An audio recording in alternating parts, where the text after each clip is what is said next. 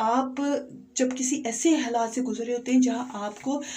اپنے غم اور اپنی پریشانی کو کم کرنا ہوتا ہے، آپ کو ایسا لگ رہا ہوتا ہے کہ میری یہ پریشانی ہے، میرے غم جو ہے وہ کسی طریقے سے بھی ختم نہیں ہو رہے، کسی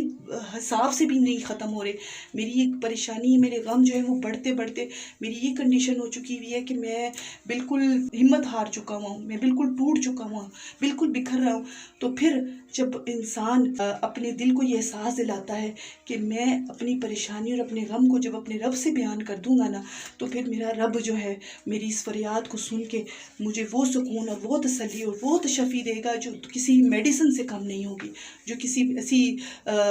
ہیلنگ سے کم نہیں ہوگی، جو میرے دکھ درد کو ختم کر دے گا، جو مجھے سکون اور چین دے گا، جس سے میرے دل کی ساری تکلیف دور ہو جائے گی، جس سے میری ساری گھٹن دور ہو جائے گی۔ کہ میرے غم کی فریاد جو ہے میں جب اپنے رب سے کروں گا تو میرا رب جو ہے میرے دل کو سکون دے گا۔